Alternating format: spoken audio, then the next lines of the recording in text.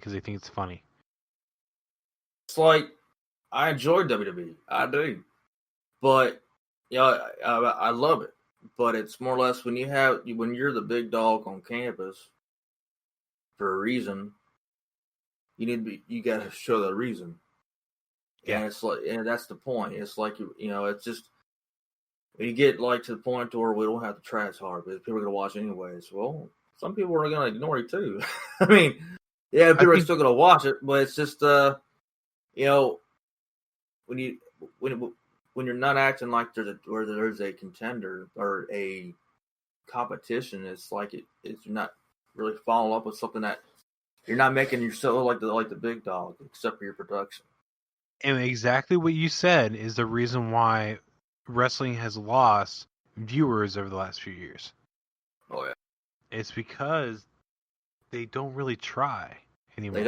They don't. That's exactly it. It's laziness, and that's just the best way I can say it. I mean, it's laziness. It's you watch a show. It's like, did we just see this like 5 minutes ago, or 5 weeks ago? And it's just, treat your companies like we talked about recently. It's like if they lose, Drew McIntyre, like injury. Who's going to be the next one to step up? And then who's going to be the next one after that? You got to build your stars up. They're not making it to that point.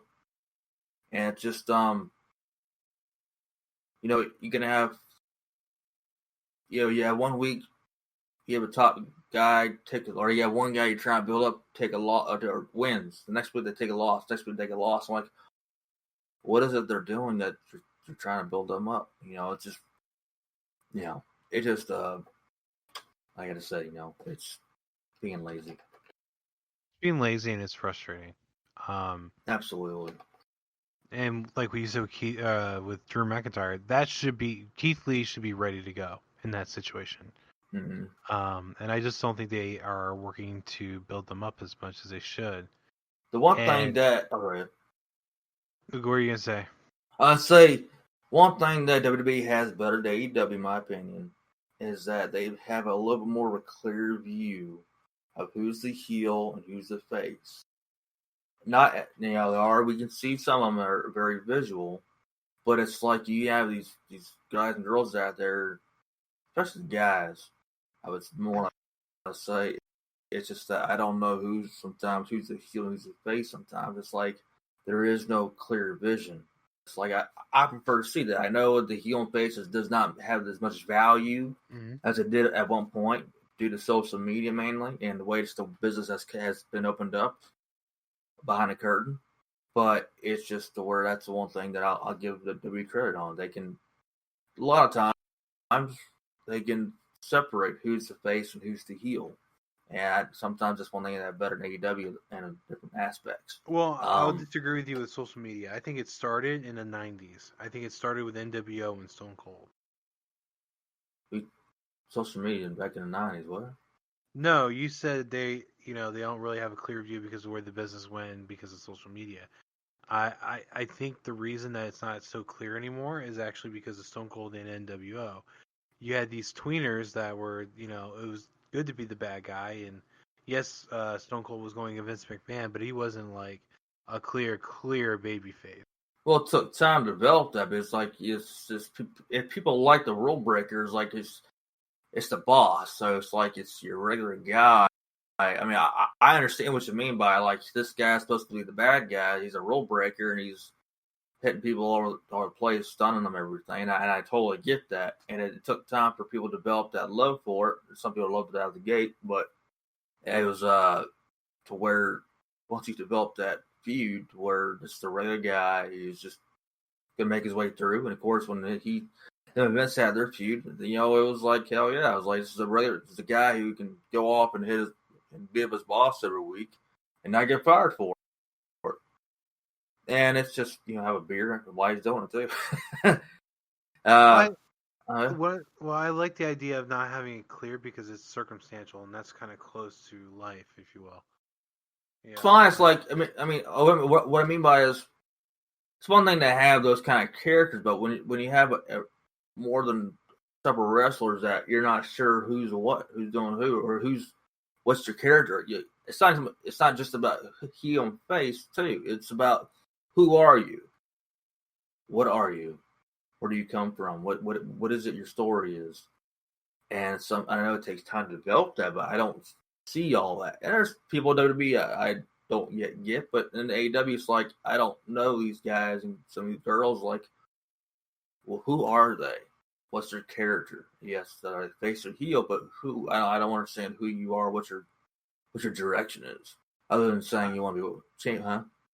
I don't know why, but when you say "Who are you? Where you come from?" it instantly made me think of the song "Cotton Eye Joe." What's that? Okay. I don't know why, but that popped in my head. But I get what you're saying. But I get what you're saying because it can be a little bit of a daunting task to get behind certain people because you don't understand it. I get that. And understand, like kind of like what Jericho he had a problem with. I first I didn't understand Orange Cassidy. I didn't understand what he thinks, the small things he was doing, it set him apart. Then it's like, you kind of get to know a little more about him. Best friends, I can understand a little bit about him. I can. And it takes time sometimes to tell a story about you, but it's like you're trying to evolve that character. It's like, but I want to know who you are. It's like Right. if I'm watching something on TV, if I don't know, if they're just doing moves, I'm like, hey, great move, but who are you? It's like you watch a movie. You kind of get the feeling of who somebody is. I mean, especially at least the lead or the supporting, but we don't always pay attention to who maybe the extra is. But it's like if we don't know who the lead or especially the support cast, especially the exclusive support cast, and we kind of like lose. Okay, what is this person all about? What's their MO? It's just that's where I get problem at with AEW, and as well as some things with WWE too. It's just I'm losing Impact Wrestling's also. I don't know. There's a lot of people I don't know who they even are, not just by the name, but just by their character. Talk about another thing. Dogface Gremlin, Rick Steiner's boys, and the thing about wrestling possibly in the near and sometime in the future. I mean, he's definitely interested in training and being a wrestler. He's a football player.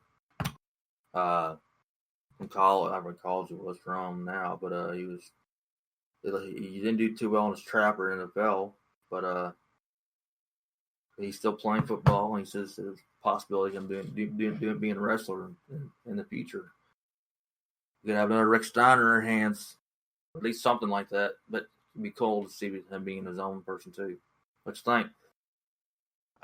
My feeling is I really hope that he's able to have the athleticism that Scott Steiner had before the steroids, and not as a dog against, no pun intended, against Rick Steiner. I'm not saying Scott was the greatest on the mic, but he was more entertaining than Rick on the mic.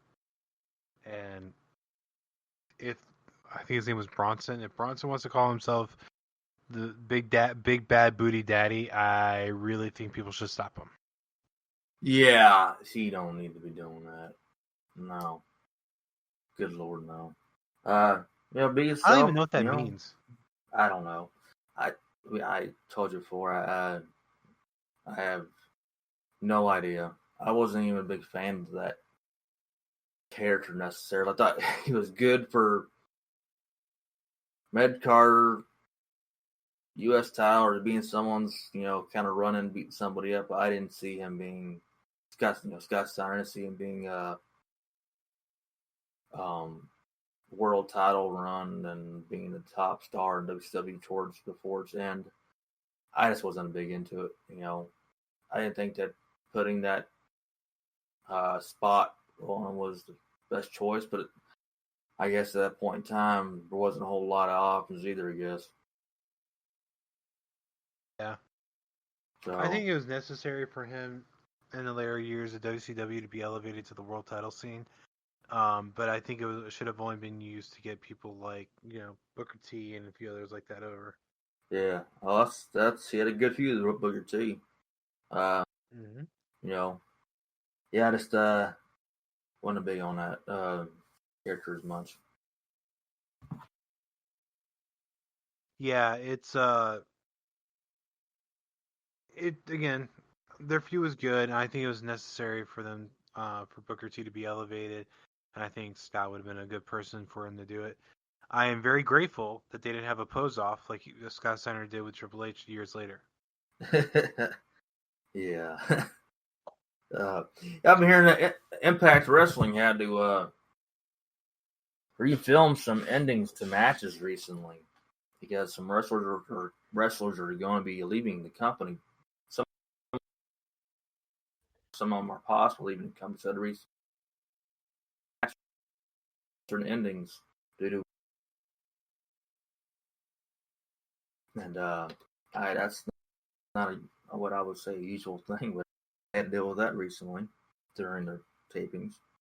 Yeah, I think it's interesting because I read that the Rascals are leaving and possibly going to WWE. I don't know Yeah, how that's going to work. Those I don't characters I know. don't think will work very well. I think they're Although gonna the have to do some idea, adjustments. yeah, although I do with Rascals, I would like to see him feud against the Street Profits and or the New Day. So I see that happening in the future. I think if all the cards are dealt right and good booking, I say that lightly. uh, but yeah, their characters the way they do now is going to have to be. There's going to be some needed adjustments on that for it to work. But yeah, I see that they could have a chance at it. That they, whenever their time comes to leave, but they haven't already left. I think they already left Impact. Which didn't really bother me. I wasn't really into their characters, anyways. I mean, they're talented, but this wasn't me personally. Wasn't into it. Uh, you know, it's interesting too. Is I heard some people going back to WWE as heard some people talk about Survivor Series, and they're like the only reason why they watched it was to watch The Undertaker. And we talked about that our last episode with Survivor Series, and that card, man, it was just didn't deserve the title Survivor Series except for Undertaker's appearance. And yeah, and but it was interesting to see here. A lot of people they never cared about the card, but they want to see Undertaker. And I was like, yeah, I understand that part. Part of that, I understand. There's only 2 matches I would have seen, but other than that, but you got anything else, man? I don't have anything else now. All right, call it a night. All right, so we're gonna go ahead and wrap this. You can find us on Spreaker, Spotify, Google Podcasts, and Apple Podcasts.